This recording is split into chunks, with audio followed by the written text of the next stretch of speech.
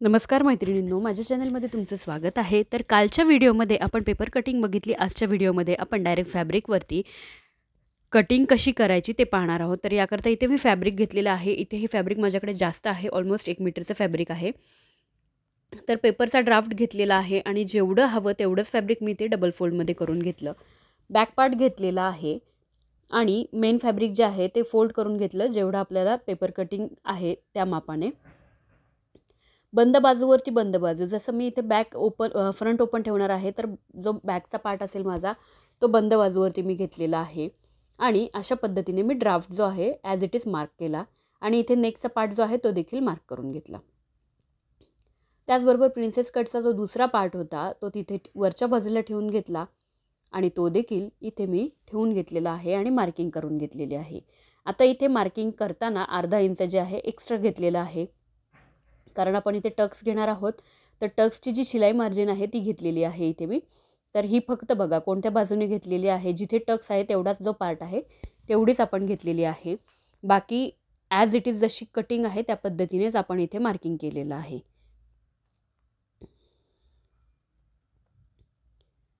आता त्यानंतर प्रिन्सेस कटचा जो दुसरा पार्ट आहे तो जो आहे तो घ्यायचा आपल्याला आणि तो देखील अशा पद्धतीने ड्राफ्ट करून घ्यायचा आहे। कटिंग केल्यानंतर जे साईडने फॅब्रिक आहे त्यातून मी हा पार्ट जो आहे कट केला, जेणेकरून स्लीव्जसाठी जास्त फॅब्रिक मिळावं।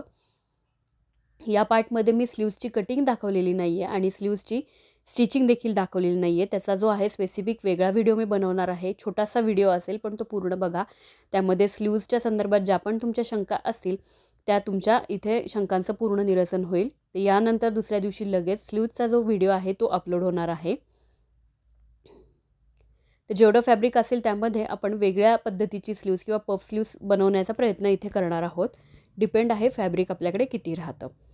आता आपण शिलाईकडे वळूयात। तर इथे पहा, अस्तरचं फॅब्रिक घेतलं आणि त्यावरती मी अशा पद्धतीने नेकचा जो पार्ट आहे मार्क करून घेतलेला आहे। मेन फॅब्रिक सरळ ठेवलं, त्यावरती अस्तरचं फॅब्रिक ठेवलेलं आहे व्यवस्थित असं। आणि आता आपल्याला काय करायचं की जर नेकचं मार्किंग आपण केलेलं आहे त्याच्यामध्ये बरोबर सेंटरला पिना लावून घ्यायच्या। त्याचबरोबर साईडने देखील फॅब्रिक कुठेही मूव्ह होऊ नये याकरता पिना लावून घ्यायच्या आहेत। बिगिनरसाठी ही स्पेशली महत्त्वाची टिप आहे की पिना लावूनच तुम्ही स्टिच करायचं।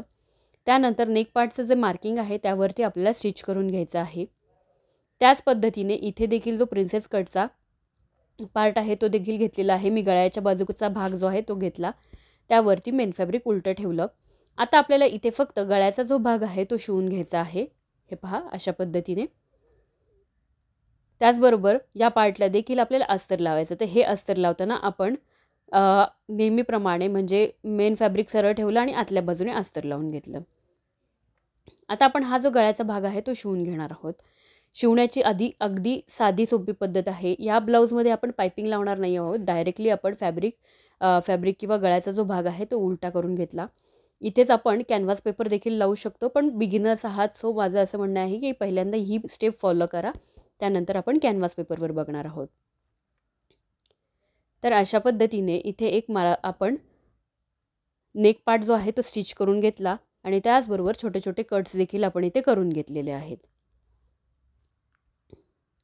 नंतर हे फॅब्रिक आपल्याला सुलट करून घ्यायचं आहे आणि इथे पहा ज्या पद्धतीने मी नखाने जिथे स्टिच केलेला आहे तो पार्ट जो आहे तो व्यवस्थित तुम्हाला नखाने जो आहे प्रेस करून घ्यायचा आहे, किंवा तुम्ही इस्त्री केली तरी चालेल, पण त्याही महत्त्वाची स्टेप जी असते ती नखाने तुम्हाला तो पार्ट जो आहे तो एकदम प्रेस करून घ्यायचा। बॅक पार्ट मी इथे घेतलेला आहे आणि सेंटरच्या बाजूने इथे मी तो पार्ट जो आहे तो स्टिच करून घेतला, म्हणजे सेंटरपासून सरळ लाईन जी आहे स्टिच केली।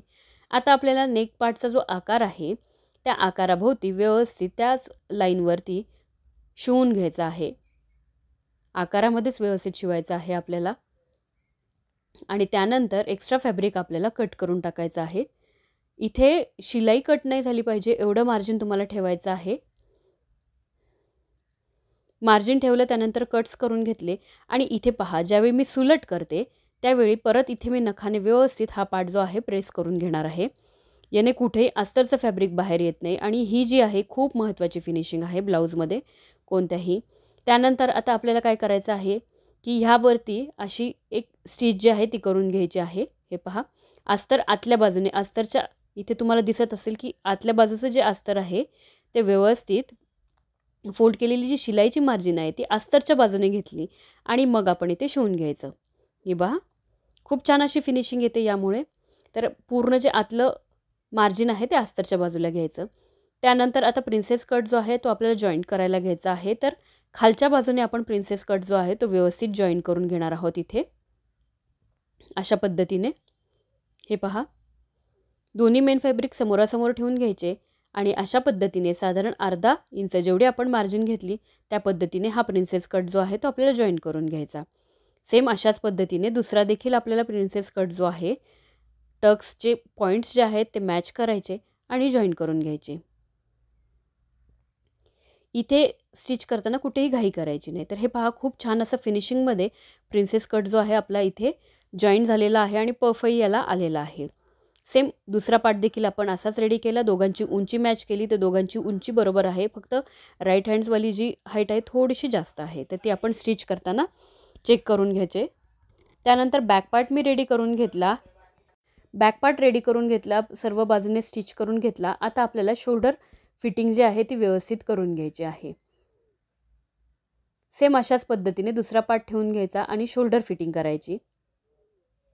शोल्डर फिटिंग करताना जर तुम्ही ब्लाऊजमध्ये लेस वगैरे लावणार असाल तर ती फ्रंट आणि बॅक दोन्ही लावणार असेल तर दोन्ही एका वेळी लावू शकता, किंवा जर बॅकचीच लावणार असाल फक्त तर ती आधी लावून घ्यायची आणि मग शोल्डर फिटिंग करायची. तर इथे तुम्ही पाहू शकता की आपला हा जो पार्ट आहे हा साधारण इथे 16 इंचाचा 15.5 ते 16 इंचाचा आहे बॅक पार्ट, आणि जो फ्रंट पार्ट आहे तो मोजून घेतला तर तो साधारण आपला इथे जास्त आहे, साधारण अर्धा इंचानी. तर तो ज्यावेळी आपण खालच्या बाजूने पट्टी लावणार आहोत हात शिलाईसाठीची, शिलाईची जी स्ट्रीप आपण लावणार आहोत त्यावेळी हा पार्ट कवर होणार आहे. तर त्यानंतर हे पहा बॅक पार्टमध्ये मी अशा पद्धतीची गोल्डन लेस जी आहे ती लावणार आहे. तुम्ही तुमच्या आवडीप्रमाणे काहीही इथे लेसचा वापर करू शकता कोणत्याही पद्धतीच्या.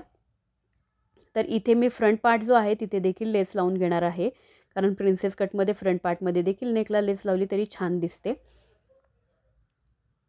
फ्रंट आणि बॅक दोन्ही पार्टमध्ये लेस अटॅच करून घेतली. बॅक पार्टला इथे हातशिलाईची जी पट्टी होती ती लावून घेतली. आता जो फ्रंट पार्ट आहे त्याला देखील हे पहा मी अशा पद्धतीने जसं आता इथे मोजून घेते, तर आपला हा जो बॅक पार्ट आहे साधारण 14.5 इंचाचा रेडी झालेला आहे, आणि पुढचा जो पार्ट आहे साधारण इथे 15 इंचाचा आहे, म्हणजे साधारण अर्धा इंच मार्जिन इथे कुठेही जास्तच आहे. तर याच्यात दोन पद्धती आहेत. एक तर तुम्ही अर्धा इंच जी मार्जिन आहे तुमची कुठे जाणार आहे खालच्या बाजूने, आणि अजून अर्धा इंच जी मार्जिन आहे साधारण 1 इंच आपली इथे उंची जास्त आहे. तर अशा पद्धतीने जो हुकलूकची पट्टी जी आहे तिथे तुम्हाला मार्किंग करून प्रिन्सेस कटचा जो पॉईंट आहे तुमचा एक्झॅक्टली त्याच्यासमोर तुम्हाला मार्किंग करायची आणि हुकलूक पट्टीवरती, आणि तिथे देखील तुम्हाला साधारण अर्धा इंचापेक्षा कमी अशी जी आहे छोटीशी प्लेट घ्यायची, किंवा आडवा टक्स ज्याला तुम्ही म्हणू शकता. आता इथे लक्षात घ्यायचं हा जो टक्स आहे तो कंपल्सरी घेतलाच पाहिजे असं नाही आहे. हा तुमच्या आवडीवर असेल, घ्यायचा असेल तर तुम्ही घेऊ शकता, पण याने देखील ब्लाऊजला फिनिशिंग खूप छान येते. अशा पद्धतीने समोर साधारण 2.5 ते 3 इंच मार्किंग करायचं, आणि दोन्ही बाजूंनी मिळून फक्त अर्धा इंच असा आपला हा टक्स असणार आहे. आणि हा टक्स वरती गळ्यापासून किती उंचीवर घ्यायचा, तर गळ्यापासून खाली 2.5 इंचावरती उंचीवरती घ्यायचा, किंवा हेही लक्षात येत नसेल तर प्रिन्सेस कटचा जो तुमचा डार्ट पॉईंट आहे उंचीचा त्याच्या एक्झॅक्टली समोर तुम्ही हा जो आहे टक्स घ्यायचा आहे. दोन्ही बाजूंनी मी मार्किंग करून घेतलं, आणि अशा पद्धतीने तुम्ही टक्स घेऊ शकता. त्याच पद्धतीने जो फ्रंट पार्ट आहे त्याला देखील कॉटनची स्ट्रीप लावून आतल्या बाजूला फोल्ड स्ट्रीप लावून घेतली, आणि त्यानंतर मी ब्लाऊजला इथे फिटिंग केलेली आहे. त्यानंतर इथे पहा हुकलूक पट्टी पण आधीच आपण लावून घेतलेली आहे. तर इथे आपला छान असा प्रिन्सेस कट 38 साईज ब्लाऊज जो आहे तयार झालेला आहे. व्हिडिओ कसा वाटला हे कमेंट्स करून नक्की कळवा. चॅनलला लाईक करा, शेअर करा आणि सबस्क्राईब करा, आणि नेक्स्ट व्हिडिओ जो आपला स्लीव्हचा येणार आहे तो नक्की बघा.